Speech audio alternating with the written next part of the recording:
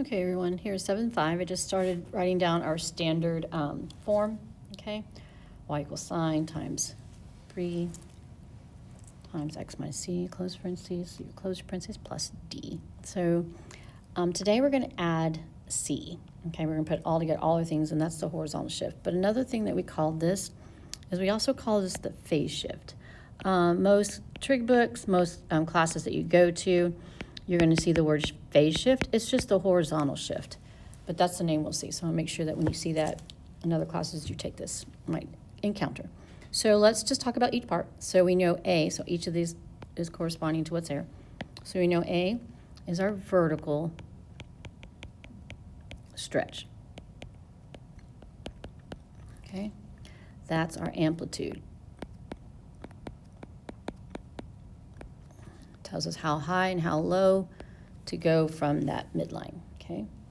B was our horizontal, and that kind of stretched us. Remember, it changed our period. So this was our horizontal stretch. And again, that was the period. Okay. Now C is our new one. C, and I'm going to go to D first because we know what D is. So we talk about D. D is our vertical shift.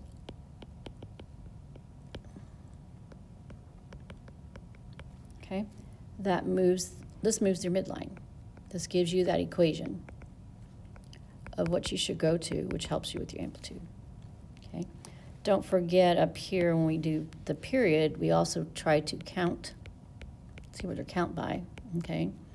By taking the period and dividing it by 4. Okay, so that we know we need to mark that x-axis. So our next one is the C is our horizontal shift, also known as our phase shift. I might refer to that once in a while, so I want you to know that that's what it's usually said or called, horizontal shift. And so that moves the starting point. And so I want to kind of think about, when you have your other parent functions. So I've been using this a lot in most of the examples in class and everything. Let's go up here real quick. If I wrote y equals a x minus h quantity squared plus k, and this is our this is our vertex form for our quadratics. And we know that h moves you left or right, and we know this k moves you up and down. Well, for us, for here, this is your D, and this is your C. Okay, so coming down here, if you have a horizontal shift, if I'm going to if my C is positive, then I shift to the left. If C is negative, I shift to the right. And that's all it is. It's just shifting, okay? Okay, so let's try this first one, and we're going to fill in all the parts that we have and everything that they asked us to do. So we're going to talk about amplitude and everything. So this is just C. Amplitude we have is a 1 because there's no number that you see there. The period is B equals 1, so my period is still 2 pi, but I am counting by, I'm just going to show, we know this is what we've been doing, and this kind of may help you to understand how we're counting by pi over 2, because it's 2 pi divided by 4, which means I'm counting by pi over 2. My horizontal shift, so I have a positive C. Okay, so our horizontal shift is this is your C, and I am shifting this many units pi over 2. So I'm going to the right pi over 2. Okay, and then my vertical shift, I don't have a D, so I need to write the word none, which means my midline is at the axis, y equals 0. Okay, so if you notice we have two sides of the axis happening here. Since my amplitude is 1, I know I'm going to go up by 1. So now we're going to start at pi over 2. So when we talk about when you're doing these, just like you're counting, there's pi over 2. And then 1 pi over 2, 2 pi over 2 is just pi. 3 pi over 2, we've done this part up to this part before. And then we went to 2 pi. Well, now I got to add 1. Well, this was 3 pi over 2, 4 pi over 2, so right here I'm at 5 pi over 2. Okay? Now, pi over 2 is my starting point, like it says up here. That's where I'm going to start my graph, at that. My midline is here. It didn't change. Still on this axis here, okay? So when we talk about sine, this is a sine graph. You start on the axis or the midline, and for us that would have been 0, but since we're moving over, we start at pi over 2. So we start here at pi over 2. We go up to 1 at pi. 3 pi over 2. 2 pi goes down here, and then we stop at pi over 2. Okay? So everything's shifted. Before, I know it looked like 4 tick marks, but we had the 0 before, and I'll help you understand why we start here. So same looking graph, it's just shifted over. So what I'm just going to kind of let you see when we had before what it looked like when we had our parent function. We would start here. Oops, let me get in too close. So we'd start at 0, and we would go up to pi over 2, and then we come down to pi, go to 3 pi over 2, and then we go to 2 pi. So this orange one is your parent function, and this other one it's shifted by pi over 2, so hopefully you can see the shift. Okay? All right, let's do the next graph. All right, we have A, our amplitude is just 1. There's nothing in front of this. The cosine. The period, there's no B, so the period is, again, just, so if B is 1, we know our period is 2 pi. Our C, though, is right here. And it's a positive 3 pi over 2, so we are shifting this way 3 pi over 2. So we're going to have to go to the left side of the y-axis. Okay. And our vertical shift, we don't have one, so this is none. That means my midline is y equals 0. So it's the axis. Okay. Now let's go. Now we know based on doing 2 pi over 2, we're going to count by pi over 2. I'm just going to always write this to kind of help us to figure out count by pi over 2. So if I start here at pi over 2, okay, and this is 0, this has to be negative pi over 2. This is negative 3 pi over 2, and this is, sorry, that should be pi.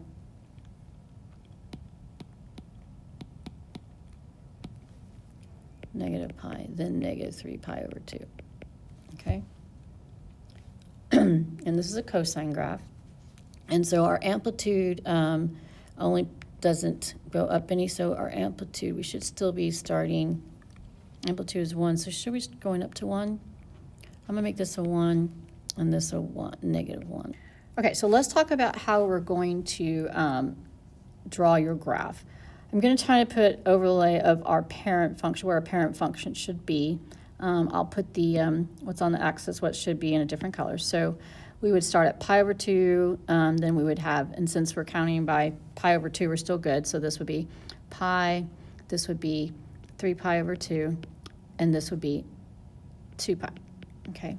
Okay, so now when we draw our parent function from where it starts originally, it would be at 0 is where we would start. At 0, we would be at 1 up here on the axis. Then we come down to pi over 2.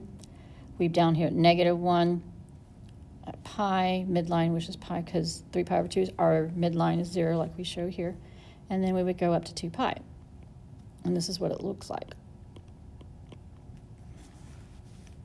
I'm going to dash that so we don't get confused. Okay. And so this is what our parent function looks like without shifting. this little dash. Now, when we want to shift, though, we're saying that we have to move over 3 pi over 2, that much, okay? So think about that. That's 3 jumps of pi over 2. 1 pi, 2 pi over 2, 3 pi over 2. So when I'm going to go over here, so I'm going to jump. I'm going to start here at 2 pi. That's where I'm ending because I got to move this direction. I'm going to go 3 pi over 2. So here's 1 pi over 2, 2 pi over 2, 3 pi over 2. So now my starting point is at pi and not 0. So again, so from here to here is that shifting 3 pi over 2. So my starting point is pi over 2, okay? So let me erase this so we can see what our graph should look like. Okay, I'm gonna leave that parent function, then let me just get rid of all these little parts here. Okay, so we start at pi over 2. That's gonna be like if it was our axis instead of the y-axis. Let me get a color. Let's do blue. So we're going to start here at 1, okay? And then what we're going to do is we're going to shift. So at there be 1, then we come down to the midline. At 0, we come down to pi over 2, come back to the midline, and then up here to negative 3 pi over 2. And that's our shifted, oops, we ended at 3 pi over 2, negative 3 pi over 2. Come down, up the sugar all the way down to the negative 1, sorry. Up to 0, and here. So that's just the yellow graph shifted over 3 pi over 2. Okay, here's our next graph. We're going to put it all together. We're going to have A, B, C, and D. Okay, so let's start putting our, I'm always going to label this for you. There's your A, there's your B, there's your C, and there's your D. So on here, our amplitude is 3. The period is, so if B is 2, then we take B, and we take 2 pi and divide by that 2, and we get the period is pi. That means we are counting by pi divided by 4, pi over 4. Okay, we have a horizontal shift of pi over 2, but since it is a positive direction, since that's minus c, we're going to go to the right, pi over 2, okay? And then our midline, which is D, is going up 1. So, why do I keep putting y? Going up 1. And so that means my midline is y equals 1. Okay, so before I forget, the up here, let's state our domain. Domain was negative 3 pi over 2 to pi over 2. And the range was just like our parent function, negative 1 to 1. Okay, I just want to do that before I forget. Okay, so to here, we are going to now graph. Let's go ahead and count by pi over 4 on our graph. So we have pi over 4. That's where we're starting. And now we have to shift pi over 2, that amount. So this is really, the next one is 2 pi over 4s, which reduces to pi over 2. So we have to shift everything over to that amount. So then now we're going to go, we have to have those 4 marks. So we have pi over 2. So next one will be 3 pi over 4. And then 4 pi over 4 is pi. 5 pi over 4 is just 5 pi over 4. And then next is 6 pi over 4, which is 3 pi over 2. Now the one thing about this one, it's kind of hard when you're looking at your period and everything, these different ones, to tell us, or like before we could tell where we're ending, or it's something that's helping us. It's a little bit different now that we're shifting. This is C. Okay, so if you remember your parent function, first of all, let's just do an amplitude, our y-axis real quick so we know what our amplitude. So we're going to go up 1, 2, 3, and then I went up to 4 because I know my amplitude is 4, so it might take me all the way up there because I got to find out what my midline. So for my midline is, if this is 1, we get to go up 3. So 1, 2, 3. So we're here. We get to be here, which is 4.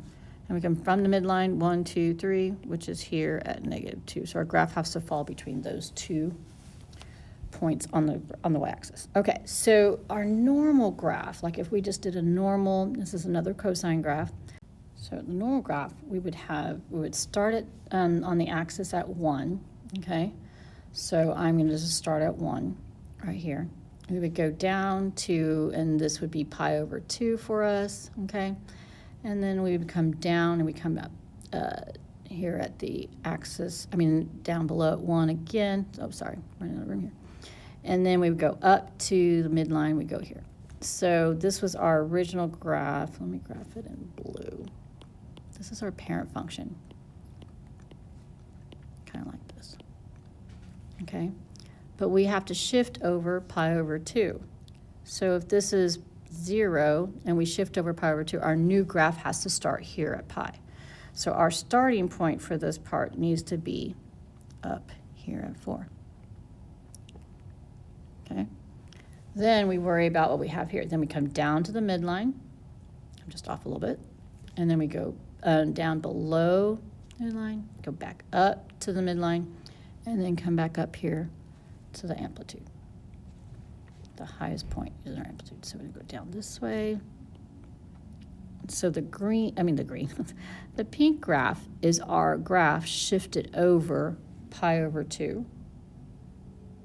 Okay, counting by pi is over 4, and then having an amplitude of 3.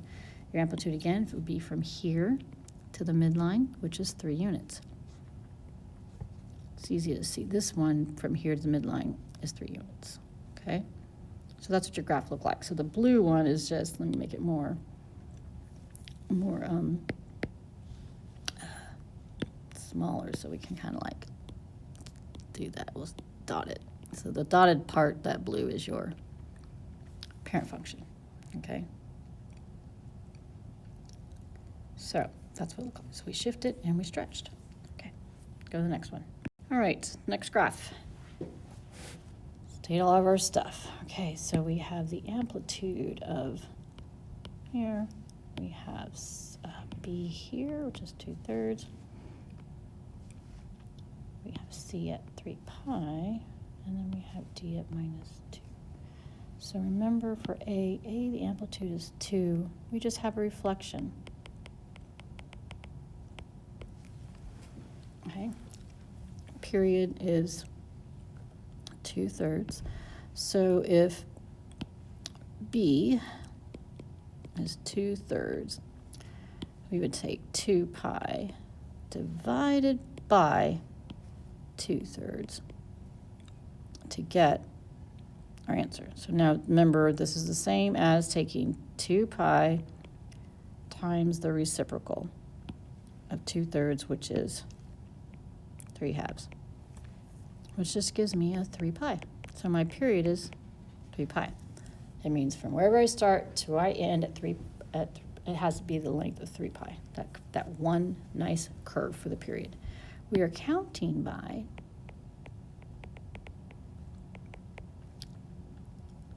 3 pi, and we divide by 4. So we're counting by 3 pi over 4. We have a horizontal shift of going to the left 3 pi. And then we have a vertical shift going down 2. So that means my midline is y equals -2. I will ask for the midline. I will probably ask for all these different things so I can see to help you when we take the test.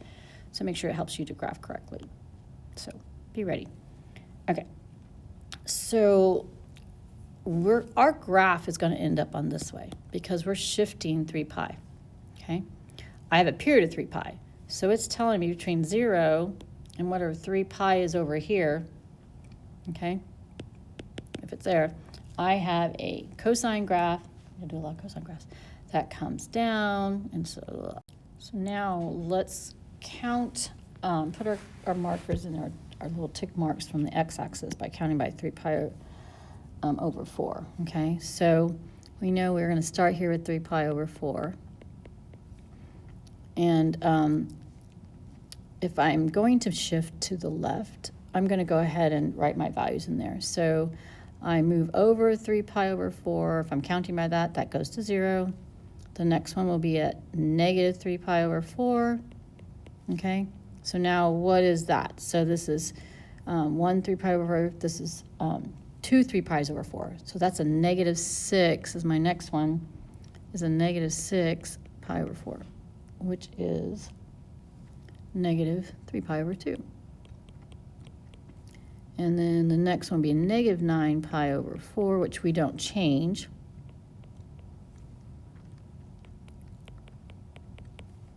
And then we would have a negative 12 pi over 4. So if you see you're counting by just changing, which changes to negative 3 pi. Okay. Let me just go ahead and do my axis up here. And then let's see what we're doing down here. 1, 2, 3, 4. Okay, so what I want you to think about, I am shifting my graph to the left 3 pi. So I'm going to do the right side. I thought this was much easier to see, and hopefully I can use it. It's much easier on Notability, but hopefully this will lend to that. So if I was actually doing this side, this would be 3 pi over 2, this would be 9 pi over 2, and this is going to be 3 pi. My graph would start the same place. I'm going to make this one for me. It would start here, come down to the, and I'm not worried about the reflection right now because I want you to show that I'm just more worried about shifting.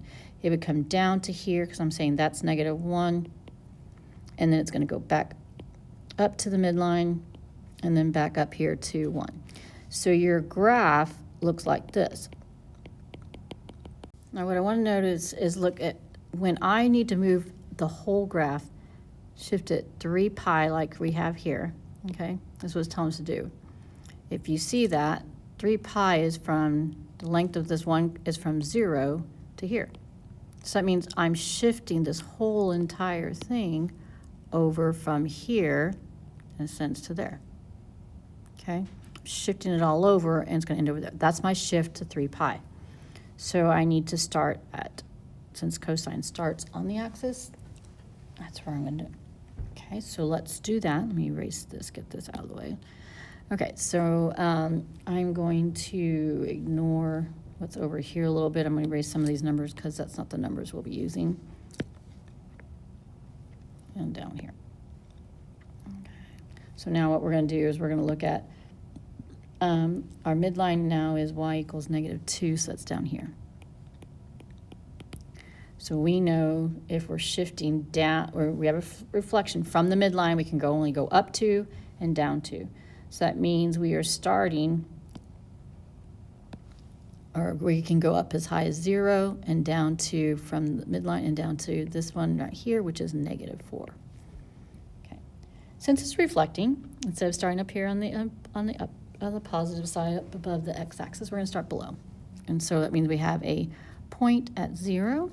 We come up to the midline at negative 3 pi over 4, go to the next part, which is 0 is high to get to go, then come back down to the midline at negative 9 pi, and then we go to negative 3 pi. And then we just draw a graph.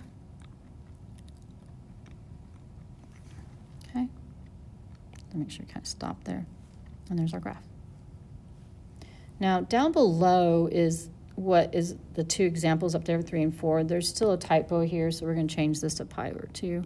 So we're just going to state the domain and range here. That's why I didn't do it above like we normally do. Okay, so we're going to state, so here the domain for number 3 as we look up here. The pink is what we're looking at. We went from pi over 2 to 3 pi over 2. So domain, small number first, 3 pi over 2. Okay, our range was negative 2 to 4. Domain on this one, number 4 that we just did, our lowest point is our lowest point is actually negative 3 pi. I almost said something else. And we're going to 0. And then the range would be, the lowest we go is -4, and we went up to 0, so we're looking at the red one.